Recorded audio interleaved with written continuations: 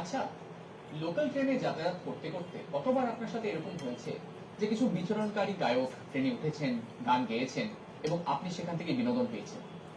শেষ কবে পাঁচ স্ট্রিট দিয়ে হাঁটতে হাঁটতে আপনার কানে এসে পৌঁছেছে কোনো একটি বাঁশি বিক্রেতার নিজের হাতে বানানো বাঁশির সুরে টাইটানিক ছবির সেই বিখ্যাত থিম মিউজিক?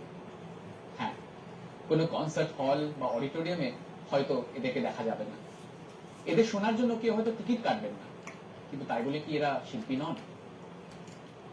নমস্কার বন্ধুরা, আমার নাম প্রমিত প্রতীক ঘোষ। আজকের এই তরুণদের জন্য অনুষ্ঠানে আমাদের আড্ডার বিষয় এমনই একটি প্ল্যাটফর্ম, এমনই একটি জায়গা যেখানে স্থান পেয়েছেন এমনই কিছু পথসঙ্গীত শিল্পী, the Kolkata street music festival. আমাদের সৌভাগ্য যে আজ আমাদের সাথে রয়েছেন এই কলকাতা স্ট্রিট মিউজিক ফেস্টিভ্যালের কর্ণধার এবং বিশিষ্ট music PR professional Shri Sudipta Chandra. নমস্কার। শুধু তাই নয়, সঙ্গে রয়েছেন কিছু শিল্পীরা যাদেরকে এই কলকাতা স্ট্রিট মিউজিক ফেস্টিভ্যালের বিভিন্ন সিজনে দেখা গেছে। আলাপ করিয়ে দিই, রয়েছেন অরিত্র মুখার্জি। নমস্কার। আর রয়েছেন মাধুর্য মুখার্জি। তবে আসুন শুরু করা যাক আজকের আড্ডা, আজকের আলোচনা। পথে পথে হাঁটতে হাঁটতে কিছু গানের কথা, কিছু গান শোনা যা হয়তো আজকের তরুণ প্রজন্মকে কোনো একটি আশার আলোর কথা জানে। সুদীপ্তদা, প্রথমেই তোমাকে জিজ্ঞেস করবো একটি প্রশ্ন, যে এই যে কলকাতা স্ট্রিট মিউজিক ফেস্টিভ্যাল, এটার আইডিয়া তুমি কোথা থেকে পেলে, কিভাবে ঘটলো এর উৎপত্তি? আমরা মূলত মিউজিক নিয়ে যেহেতু কাজ করি, সেক্ষেত্রে মিউজিক চর্চার একটা তো জায়গা আছে, নিজের তাগিদে, নিজের ভালো লাগার তাগিদে। এবং স্ট্রিট মিউজিক এই ফর্মটা অনেক পুরনো এবং বিদেশে যথেষ্টভাবে জনপ্রিয়, এবং বিদেশে অনেক শিল্পীদের কিন্তু এটা উপার্জনের একটা মাধ্যমও বটে।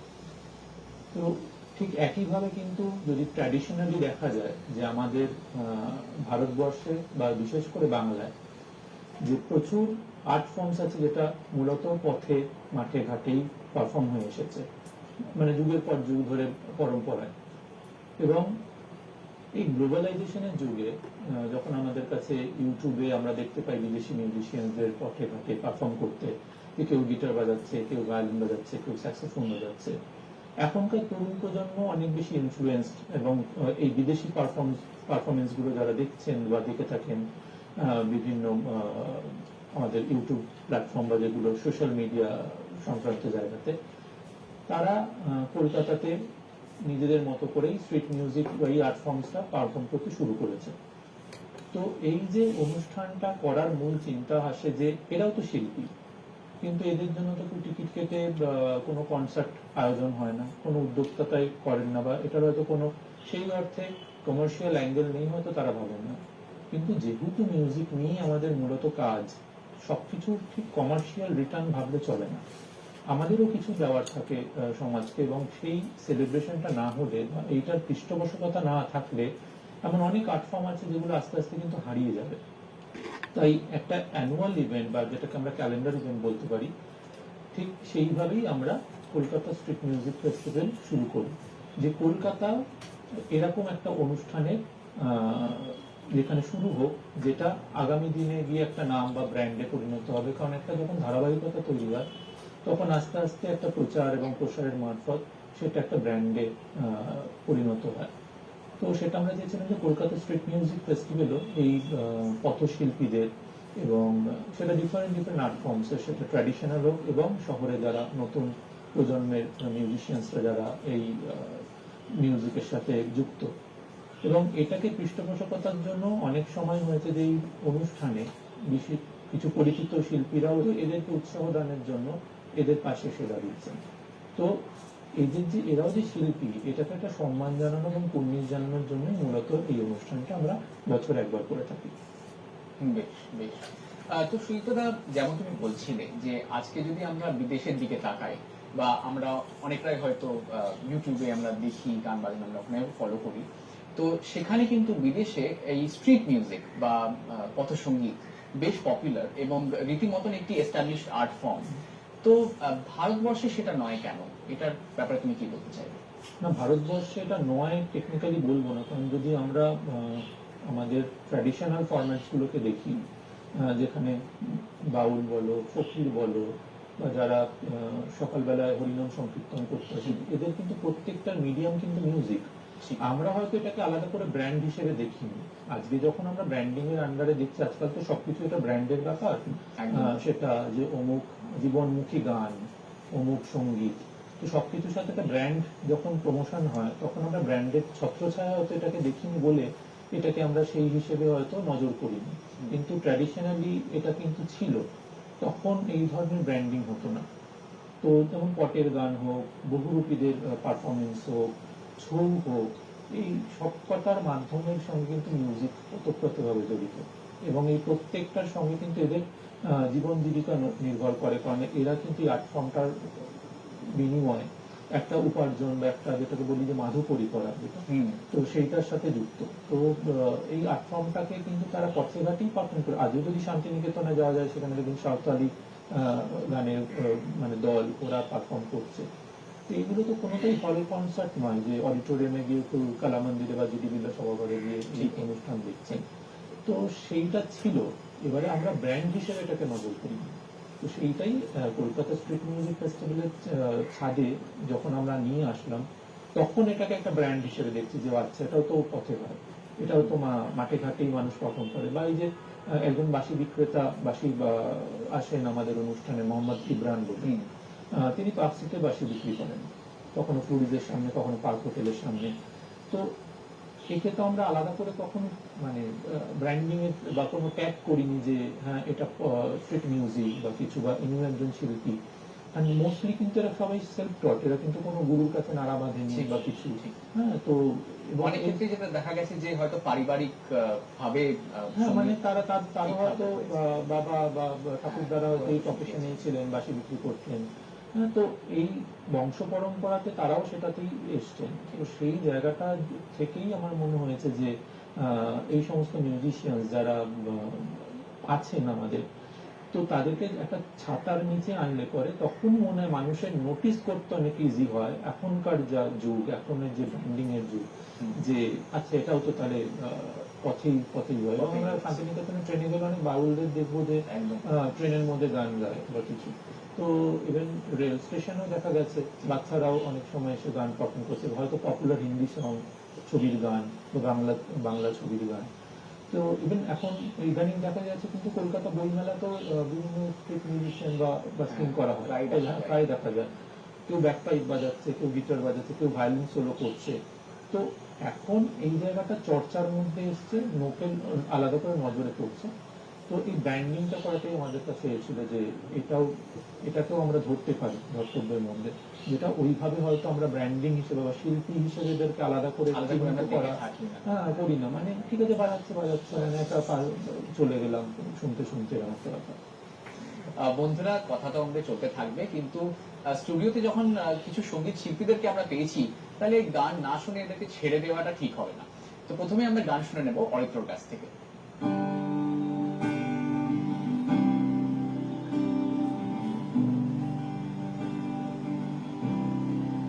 একটা মিষ্টি গান লিখতে চাই তোমার জন্য, একটা মিষ্টি গান লিখতে চাই তোমার জন্য, যার মানে ছুঁয়ে যাবে মন তোমার। আমি গান লিখতে চাই এইভাবে, মিলে যাবে সব হৃদয় এ তীব্র অভাবে। আমি গান গাইতে চাই সবার জন্য, কারণ গান জানি না কে সভ্য কে নগ্ন। আমি গান লিখতে চাই দিনের আলো, কারণ গান জানি না কে সদা কে কালো। একটা মিষ্টি গান লিখতে চাই তোমার জন্য। পারোই তুমি জীবনটাকে আরোই জটিল করতে, রাত কেটে দিন দিন কেটে দিন টাকার পেছনে ছুটতে পারোই তুমি জীবনটাকে আরোই জটিল করতে। রাত কেটে দিন দিন কেটে দিন টাকার পেছনে ছুটতে, একটা ছোট্ট কুকুর ছানা নির্ভাবনায় দিন। জীবনকে কিছু দাও গো ফেরত, বাড়িও না বাড়ি। একটা মিষ্টি গান নিজেই লিখো নিজের জন্য, একটা মিষ্টি গান নিজেই লিখো নিজের জন্য, যার মানে ছুঁয়ে যাবে মন তোমার। আমি গান লিখতে চাই এইভাবে, মিলে যাবে সব হৃদয় এ তীব্র অভাবে। আমি গান গাইতে চাই সবার জন্য, কারণ গান জানে না কে সভ্য কে নন্দ। আমি গান লিখতে চাই দিনের আলো, কারণ গান জানে না কে সাদা কে কালো। তো অরিত্র, তুমি গত 3টি সিজন ধরে কলকাতা স্ট্রিট মিউজিক ফেস্টিভ্যালে তুমি পারফর্ম করেছো। তো অতি অবশ্যই তোমার ব্যাপারে জানতে চাইবো যে তোমার সঙ্গীতের সাথে তোমার সফর কবে শুরু হলো, কিভাবে শুরু হলো, এবং অতি অবশ্যই কলকাতা স্ট্রিট মিউজিক ফেস্টিভ্যালে পারফর্ম করার তোমার অভিজ্ঞতা যদি একটু শোনানো যায়। একদম, আমি প্রথমে শেষ প্রশ্নটা দিয়ে শুরু করছি। কলকাতা স্ট্রিট মিউজিক ফেস্টিভ্যালের সাথে আমার যোগাযোগ 2021 সালে প্রথম। বলতে গেলে 2020তেও আমি চেষ্টা করেছিলাম যোগাযোগ করার, কিন্তু হয়ে ওঠেনি। 2021 থেকে আমি এখানে গাইতে শুরু করি। প্রথমবার রকেট মন্ডলের একটি গান অমিত কুমারের গাওয়া, সেটা পারফর্ম করি আমি আমার বন্ধু মিলে। এবং রকেট মন্ডলের এত ভালো লাগে যে গানের শেষে উনি স্টেজে উঠে আমাদের সাথে পারফর্ম করেছিলেন। বাহ। এবং তারপর থেকে এই 2023-এর 29শে সেপ্টেম্বর সিজন 4 হলো, সেটাতেও পারফর্ম করেছি। এবং থ্যাঙ্কস টু সুদীপ্ত দা, এত সুন্দর একটা কনসেপ্ট যেখানে আমি শুধু পারফর্ম করা নয়, এখানে উপস্থিত থাকতে পারাটাও ইটসেলফ একটা দারুণ মজার ব্যাপার। কারণ বিভিন্ন ধরনের মানুষ, মানে যারা ছৌ নৃত্য করে, মুখোশ নিয়ে নাচে, বা এই বাঁশি বানিয়ে তারা নিজেরা বিক্রি করে বাজাতে বাজাতে, এত সুন্দর একটা জিনিস এখানে থাকতে পারাটাও ইটসেলফ একটা দারুণ ব্যাপার। আর আমার সম্বন্ধে যদি বলতে যাই, আমার গানের জার্নি খুব একটা বেশি নয়। আমি 2015 সাল থেকে গান গাওয়া শুরু করি। আমি কর্পোরেটেতে সিজন পারফর্ম করতাম। 2017 সাল থেকে আমার গান গাওয়ার একটা, মানে গান লেখার একটা জার্নি শুরু হয়। তো সেইখান থেকেই আমার একজন মানুষ, আমার জীবন, প্রত্যেকটা মানুষের একটা জীবন একটা মোড় আসে। অরুণেন্দু দাস বলে একজন আমার, মানে এখানে আমার গিটারে তো ওনার সিগনেচার করা রয়েছে, বাংলার প্রথম singer song writer with guitar. তো ওনার সাথে আলাপ হওয়ার সৌবাদে, মানে সুবাদে আমার এই গান লেখার যাত্রা শুরু। এবং সোশ্যাল মিডিয়াতে আমার নাম অরিত্র সানি মুখার্জি। সানিটা আমার বাবার দেওয়া ডাক নাম, যাতে খুঁজে পাওয়া যায় খুব সহজে, সেই জন্য অরিত্র সানি মুখার্জি এই নামটি সোশ্যাল মিডিয়াতে সমস্ত জায়গাতে আপনি পাবেন। বাহ, অসাধারণ। খুব ভালো লাগলো তোমার কথা শুনে, তোমার জার্নির কথা শুনে। অরিত্রর কথা আমরা শুনলাম, এবার শুনে নেব মাধুর্যর কথাও। মাধুর্য, তোমার এক্সপিরিয়েন্সের ব্যাপারে আমাদেরকে একটু বলো।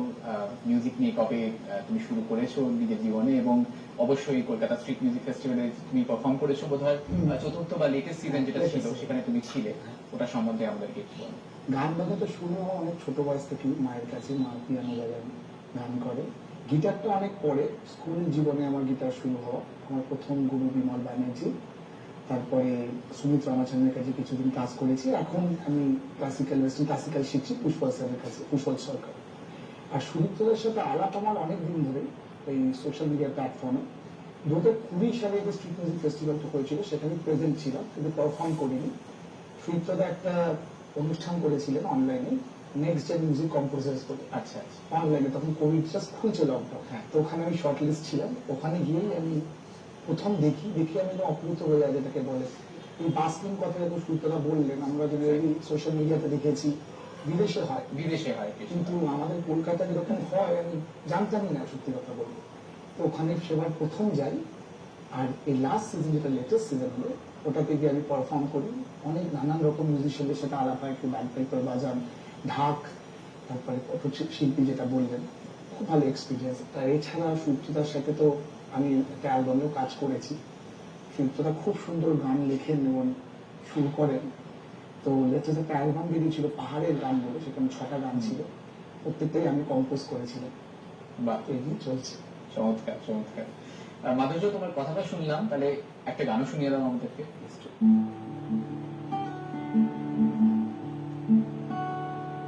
Wise men say only fools rush in, for I can't help falling in love with you.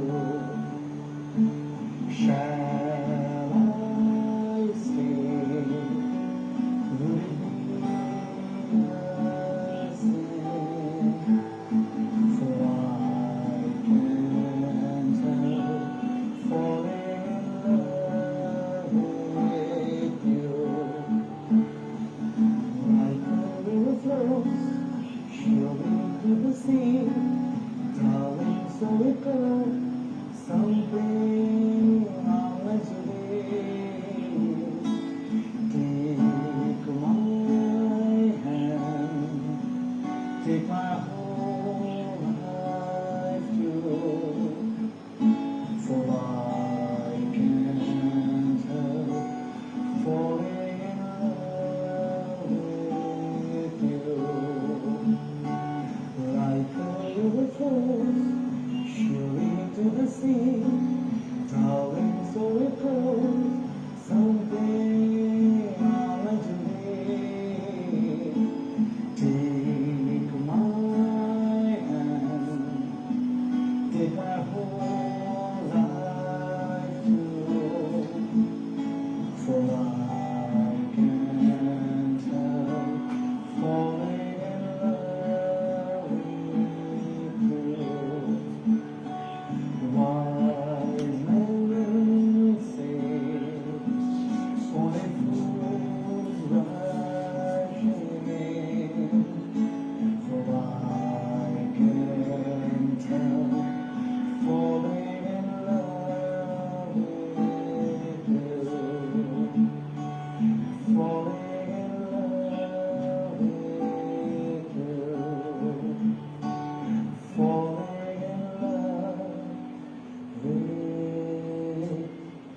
in love with you. অপূর্ব অপূর্ব। এলভিস প্রেসলির এই গান আই থিঙ্ক যতবার শুনি ততবারই মনে হয় যেন প্রথমবার শুনছি, এবং একটি মানে এভারগ্রিন ফিলিং পুরো মনের মধ্যে ছড়িয়ে পড়ে। থ্যাংক ইউ সো মাচ মাধুর্য। সুদীপ্তদা, আবার তোমার কাছে ফিরে আসছি। এই যে পথসঙ্গীত বা স্ট্রিট মিউজিককে যদি আমাদের দেশে একটি এস্টাবলিশড আর্ট ফর্মে যদি পরিণত করতে হয়, তাহলে আমাদের কি করণীয়? যেমন তুমি কিছুক্ষণ আগে বলছিলে যে মানে হয়তো এরা জায়গা পাচ্ছেন না, আবার অন্যদিকে এরা যদি জায়গা পেয়েও যদি যান, তাহলে হয়তো কর্তৃপক্ষ তারাও একটু টেনশন নিচ্ছেন, কারণ কোনো যানবাহনের যদি কোনো চলাচলে যদি কোনো ডিস্টারবেন্স যাতে না ঘটে, কারো যাতে কোনো রকম অসুবিধে না হয়। তো এরকম কি আমরা করতে পারি যাতে এরা পারফরমেন্স করার একটি জায়গাও পেলেন, আবার অন্যদিকে কারো কোনো বিশেষ অসুবিধাও হলো না?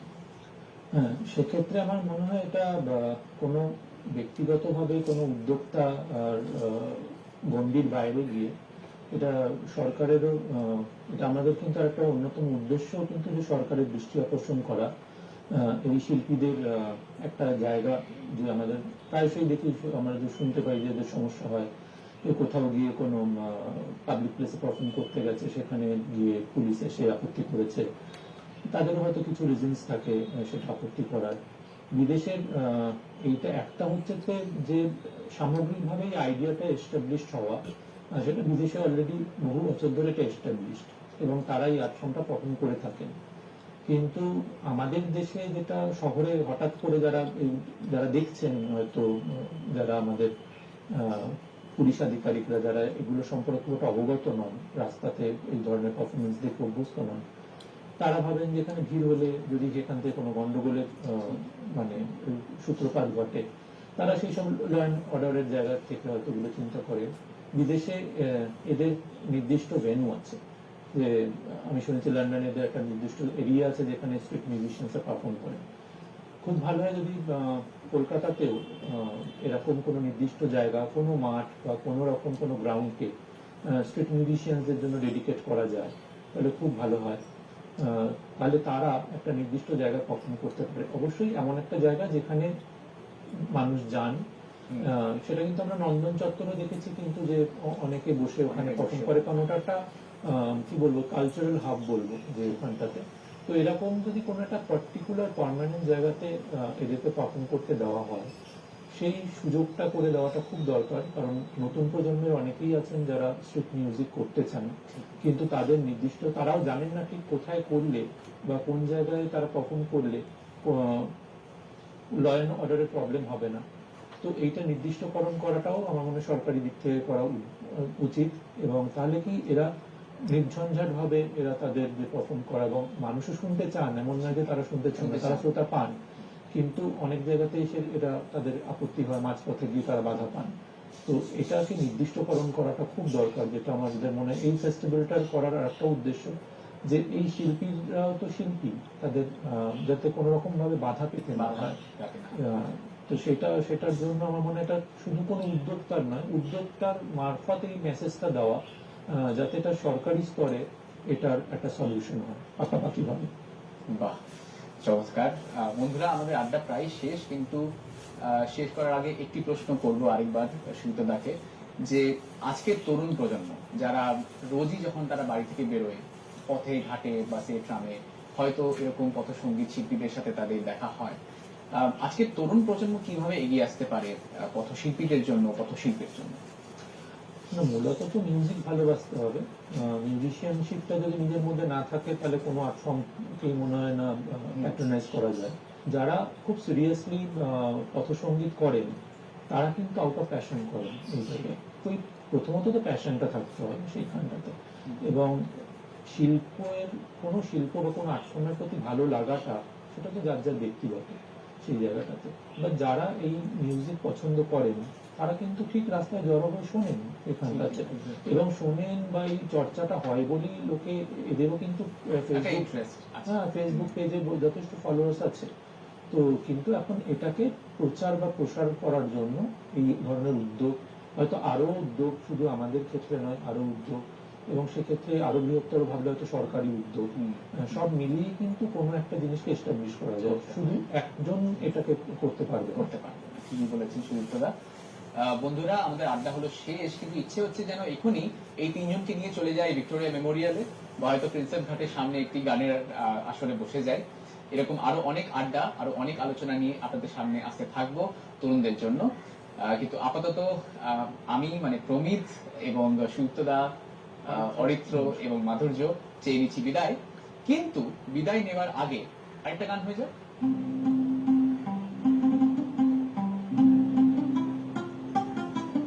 আহা কি আনন্দ আকাশে বাতাসে, আহা কি আনন্দ আকাশে বাতাসে,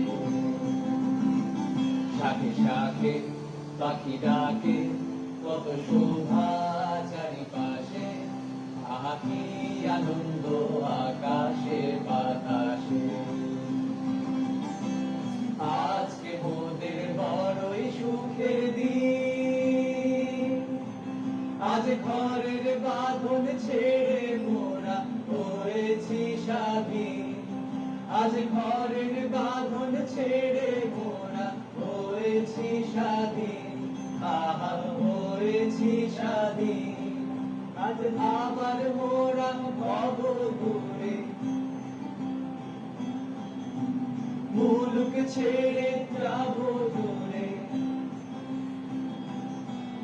আজ আবার মোরা ভব ঘুরে, মুলুক ছেড়ে যাব দূরে, পড়ব ভুবন গানের সুরে, পুরানো দিনের কথা আসে। আসে মনে পুরানো দিনের কথা আসে ঘুরে আসে ফিরে আসে